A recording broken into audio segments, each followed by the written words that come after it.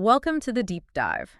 If you're a professional in training, you know that mastering the perfect tip shape or achieving zero lush on an enhancement service demands so much focus. Oh, absolutely. Total And concentration. but true career longevity, it feels like it requires something deeper, understanding the professional, the scientific, and even the cultural foundation of your craft. That's exactly right. And that's what we're doing today, right? We're Yeah. here to give you the ultimate deep dive into the history and really the immense career potential of nail technology. That's it. And look, this isn't just theory for a test. This is strategic knowledge. Our mission is to provide every student and every new technician with that rock-solid context you need for success. Okay, so when you're standing for your licensing examination or you walk into your first high-end salon. Exactly. You need to be prepared not just with technical skill, but with the comprehensive history and science that underpins modern nail technology, or nail tech, NAWLOG. Okay, let's unpack that. We're moving beyond just the basics and diving into the foundational knowledge of the entire industry, tracing the evolution of products, tools, techniques, and the opportunities. And it's so important because historically, nail care was often, just a part of general hygiene or even medical practice. Right. But what we're seeing today is the complete professionalization of the field. Nail technology has evolved into this highly specialized, regulated, and frankly profitable discipline within the larger world of cosmetology, cosmetology. So our mission is to connect these ancient traditions. I mean, from henna stains in royal tombs all the way to like the current debate over UV curing lights and connect that directly to the safety protocols and the career growth that's waiting for you. It's about transforming yourself from a student into a really well-informed industry leader. Okay, but let's be real. Why dedicate precious study time to history? When you're so focused on the practical stuff like a fill or a perfect pedicure scrub, why should you care what Babylonian warriors were doing 5,000 years ago? It's a fair question. And the answer is, it's about adopting a professional mindset. It's what separates a skilled technician from a true master. A true master, I like that. Absolutely. The master technician understands that every product, every single technique, and every regulation exists for a reason. It's like Theodore Roosevelt said, the more you know about the past, the better prepared you are for the future. Okay, so for a licensed professional, this depth of preparation offers some real marketable career benefits then. 3 specific, highly marketable benefits. They translate directly into better service and, higher client retention. All right, lay them out for us. What are those 3 advantages? What's the ROI on knowing all this history? Okay, so the first advantage is the ability to predict and understand upcoming trends. Oh, interesting. Think about it. The entire fashion world is cyclical, right? Yeah. So when you recognize that the Victorian era's focus on short, clean, natural nails led directly to the explosion of pigmented color in the 1930s, you start to see patterns. So if sharp, sculpted coffin nails are everywhere right now. The pendulum is likely to swing back, maybe towards soft, natural ovals, or perhaps even a return of the classic moon manicure. This foresight lets you stock the right colors, advertise the returning shapes, and position yourself as an innovator, not just a follower. That completely shifts your role. You become a style guide for your clients, not just someone reacting to their latest Instagram post. Okay, what's the second benefit? Second, history gives you the developmental logic behind the techniques and services we use today. Every single modern protocol, from the grit of a file to the chemistry of a monomer, is the result of centuries of refinement. So it's the why. It's the why. When you learn that liquid and powder systems actually came from dentistry, it suddenly demystifies the material science. You understand why the product has such strength, why certain chemical ratios are so critical, and why specific sterilization processes are mandated. It just makes you an infinitely safer and more competent technician. That context is so powerful. I mean, knowing the French manicure was developed in the 70s by Jeff Pink, not just as fashion, but as a time saver for Hollywood movie sets, that immediately teaches you about efficiency and marketability. Precisely. And the third, equally vital benefit is the power it gives you in broadening your practice and developing profitable specialties. Okay. The history of nail care isn't just about color. It's this vast story of simple buffing, complex dyeing, high-end enhancements. When you review that whole spectrum, you can identify your niche. Do you want to specialize in the clinical precision of medical pedicures, the speed of hard gel, the artistry of editorial work? History shows you the whole landscape. Excellent. This foundational knowledge really is the cornerstone of a serious professional career. So let's start that journey. Let's trace our craft back to its earliest roots. It's just incredible to think that the core ideas of our industry grooming, status, special tools date back to the Bronze Age. We're talking about a tradition of self-care and artistry that's more than 5,000 years old. It is. And it's crucial to see how early on nail care was inseparable from power and class. The earliest hard evidence we have comes from ancient Babylonia, dating all the way back to 3200 BC. So when archaeologists were excavating royal tombs there, they didn't just find jewelry, they found, what, actual tools? Tangible evidence. They discovered lavish, solid gold implements, miniature tools designed specifically for the care of hands and feet. Solid gold. So right from the very beginning, this was for the elite. Absolutely. The material itself tells us this was for the highest echelon of society. But maybe the most surprising fact is that ancient Babylonian warriors manicured and darkened their nails using coal before major battles. Wait, before a battle? That's fascinating. So grooming was like preparation for conflict. It suggests that attention to detail, discipline, a sense of readiness, it was as important as your weaponry, a ritual of psychological preparation. Wow. Okay, so moving forward in time to ancient Egypt around 1400 BC. Here, color becomes the big status marker, right? The definitive status marker. And this is a critical concept for understanding product regulation today. The key players are Queens, Nefertiti, and Cleopatra.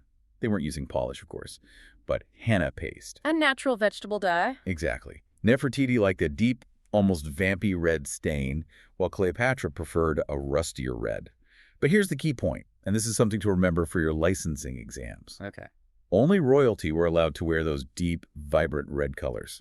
Lower social classes, scribes, merchants, servants, they were strictly limited to pale or neutral colors. That's a huge deal. It's a first recorded regulatory standard dictating who could wear what, even if it was just socially enforced. That idea that color means something and has to be controlled has been with us forever. And now our focus shifts over to ancient China, where they weren't just content with simple stains. As early as 1600 BC, they were experimenting with complex tinted mixtures, basically the first primitive lacquers. So during the Shang Dynasty, Chinese aristocrats were using a mix of things to get crimson or ebony colors. What was in this early formula? They were really trying to figure it out through trial and error. The formula had gum arabic, which is an emulsifier, gelatin for binding, beeswax for shine and protection, and egg whites, which acted as a basic binder. So that's the earliest chemical formulation we know of, trying to get both color and durability. It is. And again, we see that rigid class system. During the Zhou dynasty, only the royal family could wear gold and silver on their nails, a clear sign of power. And to protect these long nails that showed they didn't do manual labor. They developed specialized equipment. By the Han Dynasty, we see these decorated nail guards, ornamental pieces, often made of precious metals, used to physically protect their extremely long nails. It's the direct forerunner of modern protective enhancement. Meanwhile, over in ancient Greece, around 500 BC, the vibe was much more subtle. Very subtle. Wealthy women there used yellow flower petals, pollen, and a mineral compound, potassium salt, to get a pale, almost white nail color. What was the pale color meant to signify? Superior social status, and often a sense of innocence or purity. But, just like the Babylonians, Greek soldiers also applied red coloring to their lips and nails before going into battle. So we see that dual purpose of grooming for both display and preparation again. Okay, so now we get to the Roman Empire around 200 BC, and they introduced two big concepts: professional services outside the home and some pretty alarming hygiene practices. Yes, the rise of barbershops in Rome meant that nail trimming and shaping became public services for wealthy patrons. That cements the idea of a professional service provider, but the coloring agents, that's where it gets dicey. They use lac, which is a natural resin from an insect, right? That sounds okay. That part was fine. But the other mixture they used for pigmentation was sheep blood and fat. Ugh. Okay. And that detail is exactly what we need to focus on as modern professionals. This illustrates the foundational error of using unhygienic, biologically unstable organic compounds for cosmetics. So for students listening, This is the historical mistake that directly led to the development of modern chemistry and safety protocols. That high risk of infection transfer is why today we obsess over synthetic, professionally engineered polymers and stringent disinfection. Our entire field is defined by protecting the client from those ancient, dangerous shortcuts. that's a really powerful connection. So the Middle Ages then saw a total retreat from color in Europe. A complete shift. The focus was on extreme cleanliness. The upper class kept nails trimmed short and buffed them with simple suede leather to get a natural shine. The methods were still crude, though, often using knives in a process they called paring. And the Renaissance pretty much continued that trend, right? No color, just manicuring. For the most part, yes. And this era gives us actual archaeological evidence of specialized tools. Excavations find these refined bone or metal nail cleaners, and the fact they were often double-ended, sometimes with an ear scoop on the other side, shows how personal grooming implements were becoming more detailed and specialized. And before we jump forward, we should mention what was happening in the Americas with the ancient Inca around the 1400s. Yes, the Inca treated nail decoration as intricate art. They used sharpened wood sticks and natural dyes to create these incredibly detailed, hand-drawn images, often symbols of eagles or sun gods. It just reinforces that nail art isn't some modern fad, it's a global artistic tradition. Okay, so the Victorian age, from 1837 to 1901. This feels like the critical hinge point, where nail care goes from a private, elite ritual to a commercial service. It absolutely is. The Victorian aesthetic was all about modesty and natural beauty. So nails were short, clean, maybe tinted with a red-scented oil and buffed with a chamois cloth. The look was very subtle and natural. But the big shift was happening in the cities. The first commercial nail salons opened in Paris in the 1870s. And here's a foundational date for American nail history, one you should definitely know. 1878. 1970. That's when Mary E. Cobb opened Mrs. Praise Manicure in New York City. This is a key test point because it marks the definitive moment nail technology began its transition in the U.S. from a side service offered by barbers or maids into its own dedicated commercial specialized industry. So that commercial infrastructure set the stage for the explosion that came with the 20th century. Exactly. The 20th century is where we stop talking about ancient history and start talking about the genesis of your current kit. This period saw these rapid advancements in chemistry and industrial processes that gave us liquid polish, acetone, and acrylics. Okay, let's hit the acceleration phase. 1900 to 1919. Early mass-market products start showing up. Right. Companies like the California Perfume Company, which later became Avon, marketed these complete beauty systems, like the manicuring set. It had nail bleach, rose pomade tint, all these specialized items. Q-Tex also launched some of the first liquid polishes. And the tools were still pretty fancy, I take it. Oh, yeah. The implements were ornate, made of tempered steel, often decorated with ivory or gemstones. The craft was modernizing, but it definitely kept its luxury status. So by the 1920s, two huge developments really solidified our modern services. An iconic style and a key chemical. Let's talk about the moon manicure. The moon manicure became instantly iconic, mainly thanks to silent movie stars. They needed these dramatic, high-contrast looks for the screen. The style is defined by leaving the lunula, that's the whitish half-moon area at the base of your nail plate, and the free edge tip bare. A very sophisticated use of negative space. It really was, and to get these early polishes off, the industry needed a strong solvent. Enter acetone. Exactly. Q-Tex introduced the first acetone-based nail polish remover in this decade. Acetone made regular color changes practical, which, of course, fueled the demand for more polish. We also have a great story from this era about technician ingenuity that points directly to modern enhancements. How did they fix a broken nail back then? They used what they had. Shredded strips of tea bags. The two-bag trick. I've heard of that. They'd use the paper fiber to bridge the crack, reinforcing it with some kind of adhesive. That simple application of a fiber for structural support is the conceptual ancestor of every modern enhancement system, from silk wraps to fiberglass. It's fiber reinforcement in its purest form. Okay, now, the 1930s. This is the big chemistry shift that every student has to understand. The birth of modern nail polish, and the inspiration came from car paint. An unexpected place, right? Oh. Automobile paint. Michel Menard, who was working with Charles Revson of Revlon, realized that the pigmented, durable lacquer used on cars could be adapted for nails. So they developed the first modern polish using pigments instead of dyes. Why is the difference between pigments and dyes so important for nail health? This is a major insight. Dyes, like the henna Cleopatra used, actually permeate and stain the keratin of the nail plate. That's what causes that permanent staining or yellowing. Right. Pigments, on the other hand, are tiny particles of color suspended in a polymer base, the lacquer. The polymer forms a film on top of the nail plate, so you get opaque color without permanently damaging or staining the natural nail underneath. It was a monumental shift for both safety and aesthetics. And even during the Great Depression, this new polish became an affordable luxury. The style was still the moon manicure, but with sharp, pointed tips. Very dramatic. Moving into the 1940s, the idea of a regular weekly manicure became totally standardized and accessible to the growing middle class. The techniques were very close to what we practice today. The look was either the half-moon manicure, leaving just the lunula bare, or fully painted oval and almond tips. But the big fashion rule connected the whole look together. The ultimate sign of glamour in the 1930s was wearing matching nail polish and lipstick shades. This just cemented nail care as an essential part of a woman's overall fashion presentation. It became non-negotiable. The 1950s gave us that iconic Rita Hayworth look-long, glamorous red nails. But this is the decade where enhancements really start to get official. Absolutely. In 1953, Juliette Margolins introduced the Juliette wrap. This was the first commercial standardized nail enhancement. It used a fiber-like paper applied to the top third of the nail for durability. This is a key date for the enhancement timeline. But the biggest development of the decade came from a dentist's office. An emergency fix, yeah. Dr. Fred Slack, a dentist, tore his thumbnail. He used what he had on hand, his acrylic dental material, and a piece of foil to sculpt a temporary fix. And that was it. That was the aha moment. That was the birth of the modern acrylic nail industry. Dr. Slack and his brother founded Patty Nails, which later became NSI. The key insight here is that acrylic liquid and powder systems are direct descendants of medical and dental materials. That connection explains everything, its strength, its sculptability, and why proper mixing ratios and sanitation are so critical. Okay, the 1960s, flower children, color television. And lots of frosted pastel polishes and early nail art with oil or acrylic paints. But the 60s also saw some extremely dangerous non-professional shortcuts. This feels like a critical safety lesson for everyone listening.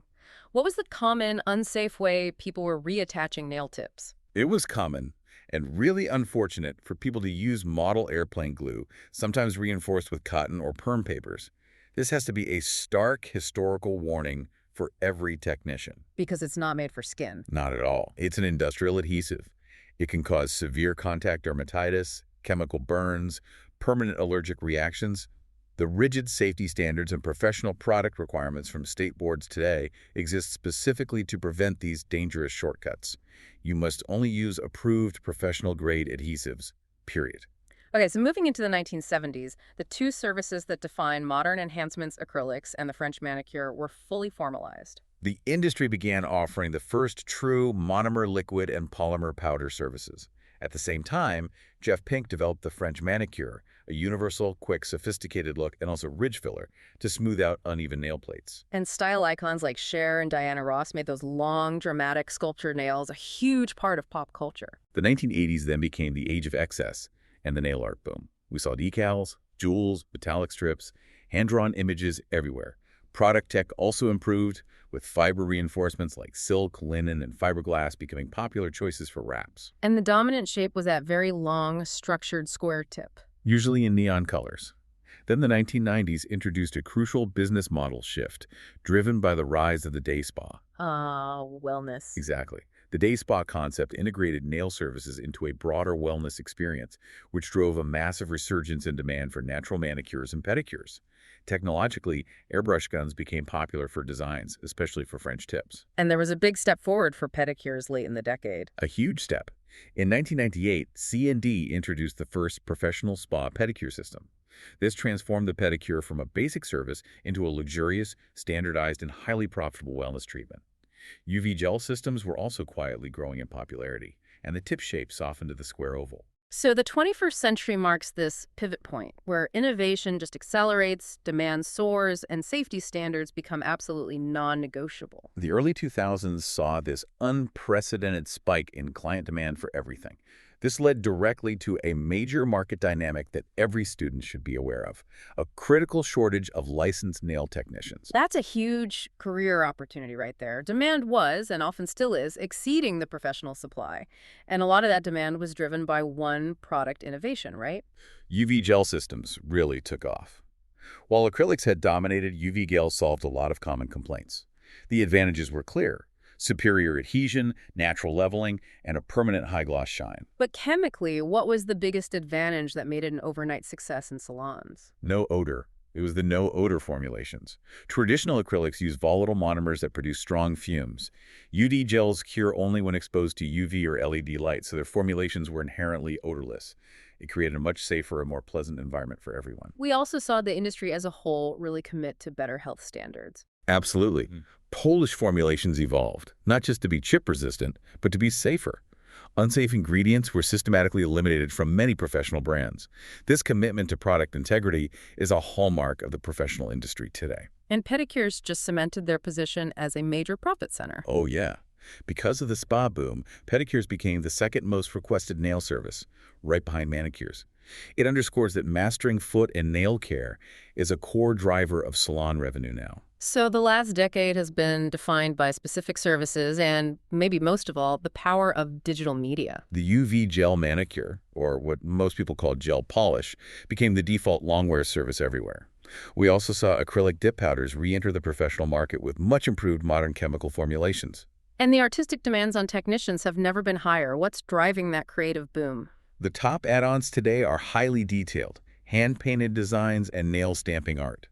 This proves that modern nail tech is truly an art form requiring intense skill. And the driver behind that demand is undeniable: social media. Social media, Instagram, TikTok, Pinterest, plays a key role in spotlighting technician talent and setting hyper-specific trends. A client today doesn't just ask for red. They show you a picture and say, I want that chrome red geometric design I saw on TikTok. Which means networking and self-promotion are now essential skills. Absolutely. Looking at the scale, it's massive. We're talking about an industry with approximately 400,000 licensed nail technicians in the U.S. alone. It's a robust, professional, and continuously growing career path. We've established that nail technology is this vast professional field. So now let's explore the incredible career paths available once you get through school and pass your state boards. But before we get to the exciting opportunities, we have to start with a foundational standard. Licensure and regulation. The serious part. The most serious part. We have to issue a licensure caution. You must understand that the rules and regulations that define your scope of practice, what you're legally allowed to do, vary significantly from state to state. And ignoring those rules has serious consequences. Severe consequences. Offering services outside your scope, performing medical treatments you aren't certified for, or failing to maintain disinfection standards. You risk legal action, losing your license, and most importantly, client injury. You must always operate within the legal boundaries of your license. Okay, so assuming we are all adhering strictly to those regulations, the environments where a licensed tech can practice are really diverse. They're expanding rapidly. You have your traditional settings, the dedicated nail salon, the full-service salon with hair and skin, and the day spa, which focuses on that holistic wellness experience. And the area that's growing the fastest is the medical field. Precisely. The fourth major environment is the medical spa, or a podiatry office. This is where your hygiene expertise becomes absolutely critical and where advanced specialization is rewarded. So for someone starting out in a traditional salon, what's the baseline skill set they need? A successful general technician needs mastery across the whole spectrum. Natural nail services, manicures, gel polish, pedicures, strengthening treatments. And on the enhancement side, you need to be proficient in both liquid and powder systems, and odorless soft or hard gels. That breadth of skill makes you immediately marketable. Let's talk more about those medical specialties. This feels like one of the most significant professional advancements in the industry. It is. As health awareness grows, physicians are recognizing the need to partner with highly trained nail professionals for their at-risk clients. And this requires specialized certification. The first step is the Advanced Nail Technician, or ANT. Right. The Advanced Nail Technician, ANT, requires specialized training that focuses on elevating your salon's hygiene practices to the absolute highest level. And ANT's goal is to provide the ultimate protection from infection transfer for at-risk clients, like those with diabetes or compromised immune systems, all while working in a standard salon or spa. So the ANT is about optimizing the salon for safety. The next level, the Medical Nail Technician, or MNT, actually takes you into a clinical setting. Yes. The Medical Nail Technician, MNT, requires specialty courses and, crucially, an internship under the direct supervision of a physician, usually a podiatrist. MNTs work in clinical environments, providing cosmetic and hygienic services that are critical for postoperative care or for patients whose medical conditions require meticulous, sterilized nail attention. That really bridges beauty and medicine. And there's an even more advanced track for MNTs. There is. You can go on to become a clinical podiatric medical assistant or CCPMA. This certification is through the American College of Foot and Ankle Orthopedics and Medicine, and it represents the highest level of professional recognition for a nail professional in a medical support role. Wow. Okay, so beyond the service chair, there are huge opportunities in management, education, and even editorial work. Let's start with management. The management track is essential for any large salon. You have roles like inventory manager, retail sales manager, department head, and eventually general manager or owner.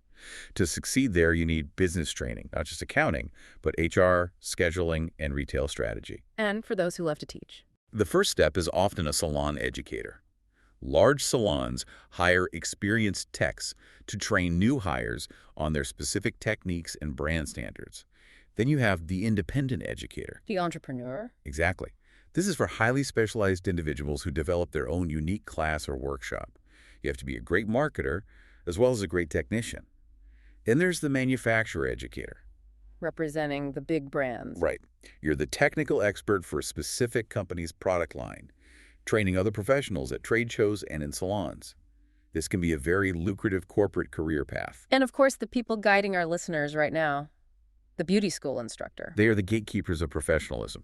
They draw on their careers to prepare the next generation, focusing intensely on theory, safety, and passing those state board exams. We also have the distributor sales consultant, the DSC. They are the vital link between manufacturers and salons. They don't just take orders. They provide consultative information on new products and trends. It requires high-level technical training. And finally, the high fashion world. The film or editorial nail technician. This is a highly competitive path. The work demands incredible speed, reliability, and technical expertise because you're on a set under intense time pressure. So how does someone even break into that world? It typically starts with interning or assisting established editorial artists. You have to learn the pace of a set. And crucially, you have to build a high-quality professional portfolio of your best work. That's the only way to advance from assisting to getting your own paid work. Your portfolio is as important as your license on that path. What an incredible professional journey we've taken. I mean, from the solid gold tools of Babylonian kings all the way to the precise photopolymerization chemistry of modern UV gels, it's just undeniable that nail technology is this dynamic profession built on thousands of years of tradition and innovation. And that history directly underpins our modern professionalism.